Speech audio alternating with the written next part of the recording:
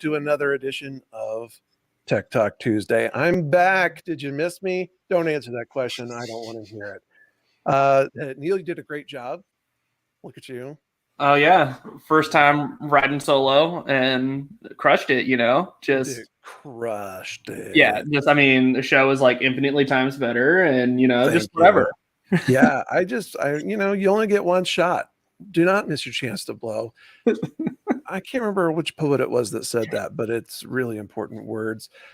It's another Tuesday. Welcome to Tech Talk Tuesday, where we talk tech about the things that have popped up in the past week and try to give it to you in little Gerber baby spoonfuls. I don't want you to choke. Yes. And yes, it all kind of tastes like custard in the end. It is the 6th, and we're excited to have you. So it looks like actually there's a lot going on, good, bad, ugly. So let's just jump right into it. That's right. So the first thing we have today is an ugly thing. We're going to start out bad and maybe hopefully get a little bit better. But yeah, we're going to start with Facebook and how a bunch of your data probably just got leaked. Here's Aaron.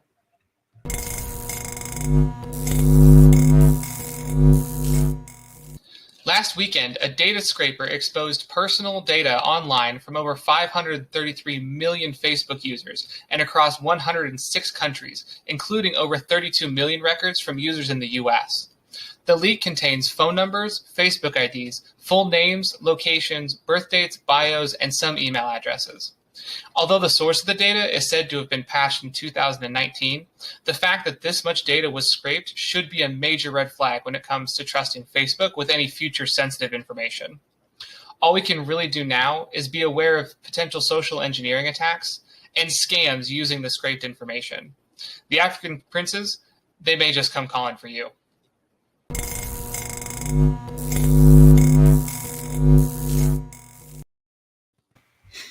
Sorry, I was just replying to an email.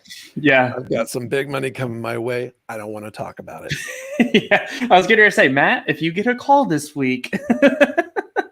Yeah, that's pretty wild. I also, P.S., can we just talk about Aaron sounds like he's using his PS2 headset and is playing SOCOM 1 with like tactically, like, I'm flanking.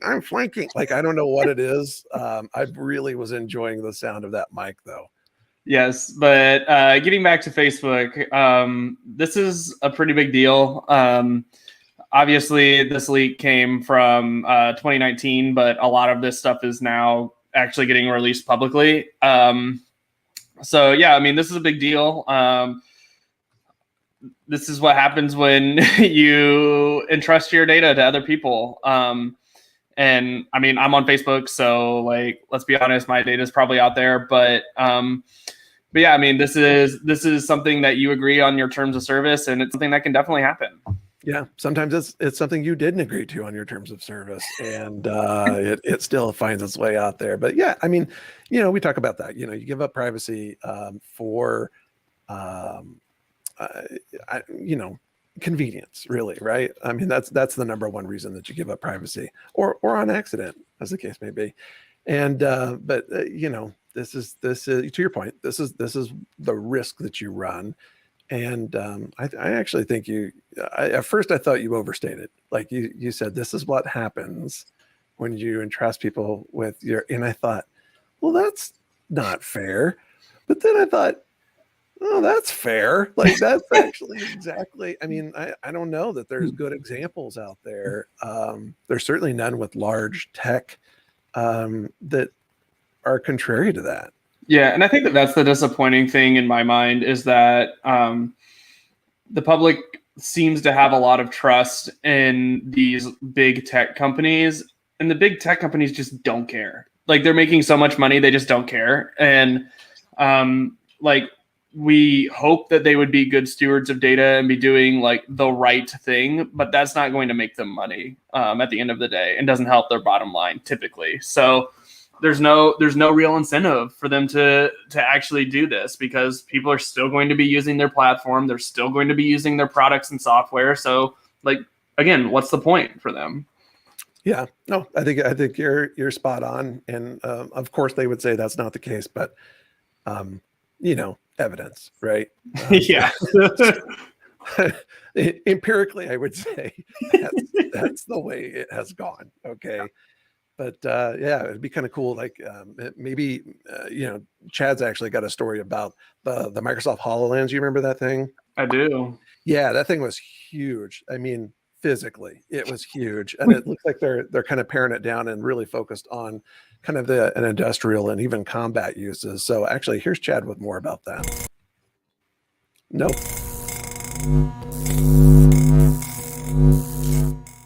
Last week, Microsoft lands a gargantuan contract worth $21.88 billion, expanding their HoloLens 2 platform with a boatload of features such as high resolution night vision, thermal, sensors of all sorts to track movement and expand a soldier's situational awareness. Now, they're going to be prototyping these. These are going to be meant for both combat as well as even training with augmented reality and get to see things. This in turn is pretty much going to turn soldiers into Terminator from Terminator 2, getting to see all sorts of optics readouts. It's too damn bad that it wasn't around when I was in the Army, and more importantly, not available for your common citizen doing paintball and all sorts of things. We'll see.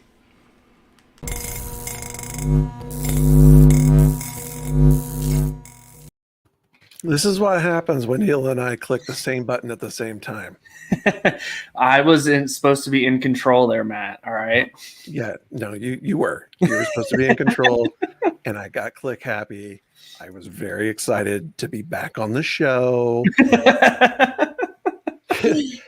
This is really cool. I think in PS, absolutely. If they actually would take that tech and export it back out to civilians, Chad would be the first damn person that would have an Amazon delivery waiting for him at his house with a Microsoft HoloLens 2 with full combat readout. Like, that's right. That guy. He'd be the guy like at the paintball, like in like his full get up and like specialty rifle and everything.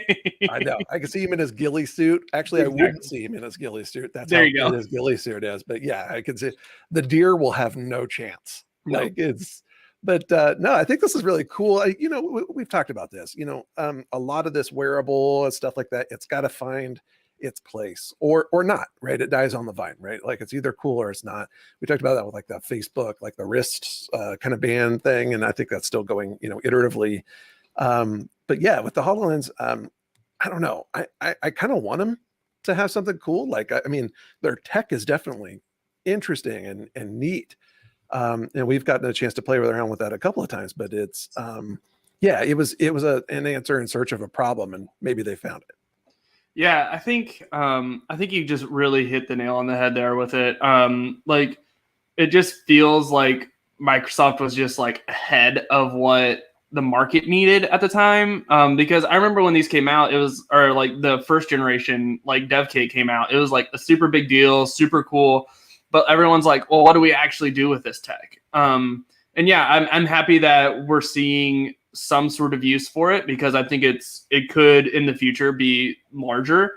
And I think a lot of tech things go into either defense or some sort of federal or national sort of level, and then they get iterated on very rapidly because they have a large influx of money. Not that that's a huge problem for Microsoft, obviously, but maybe this will be like kind of the jump start that the HoloLens needed to kind of make that next step that it's been looking for. Yeah, I think that's a great point. And I think we're seeing kind of some of the same things with like the cryptocurrency, right? It's kind of getting a lot of momentum as well. Yeah, actually, it's funny you say that, because PayPal is now allowing you to use cryptocurrency as a form of payment. And here's Aaron with some more information about that.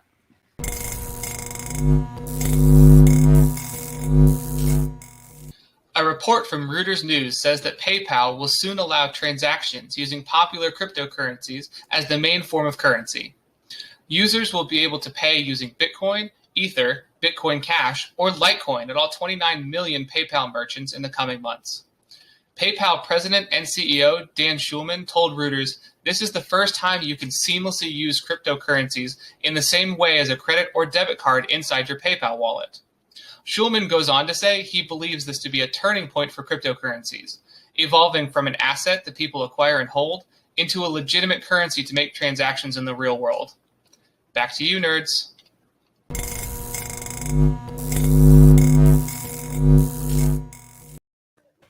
I think that's a huge step. I think the more that's always been the issue, right? It hasn't been mainstream enough, and so it's always been locked in like the dark recesses of the dark web, right? It's always been about that, but now that you can exchange really right there on PayPal, also Cash App, I've noticed like you can get on it, you can like buy Bitcoin just like instantly off of there, which is just crazy. So yeah, it's cool to see some of this stuff become more mainstream.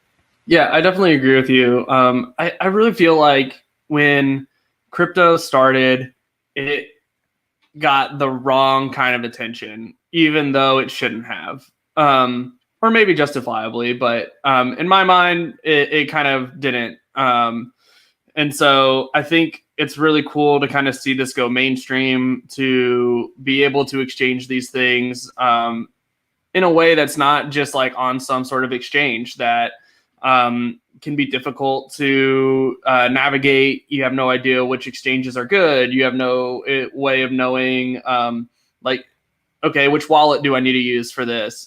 This just makes it super easy for people just to say, hey, I want to send you some Bitcoin, or I want to send you some Litecoin. Here, take it. And I really like that. Yeah, I think it's interesting. I mean, there's kind of the adage, and I don't even know if it's really true, but for a long time it's been passed along that, for instance, like VHS, right? The reason that technology kind of won over wasn't because people really were recording home movies, and it wasn't because of like the blockbusters.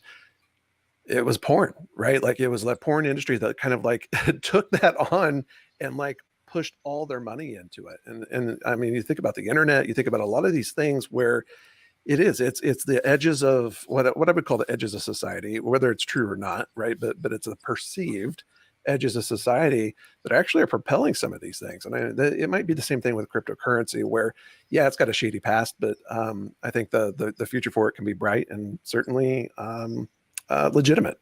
Yeah, I 100% agree with you. Yeah, things that are not legitimate so much right now, buddy, like there's just a lot of workers' rights stuff going on. We actually have some good news here, but we've also received there's reports of Amazon having workers and drivers and stuff that are like urinating in bottles because they don't have enough time to make stops and take care of basic needs and stuff like that. So there's a lot of hope that one of these recent cases over at Alphabet, Google, may hold the keys to a brighter future. And here's Chad with that.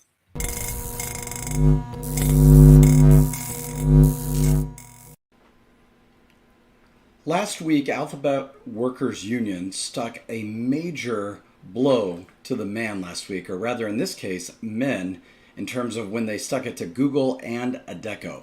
Both Google and Adecco were trying to ban workers from speaking about benefits, and it even gone as much as fired a couple that were talking amongst each other in terms of their wages and things of that nature. The union won, and now both Google and Adecco will no longer be able to do that, which this in turn should have significant impact on the tech sector as a whole. Thank Amazon, as a lot of employees have been trying to unionize, and others in the future. So time will tell.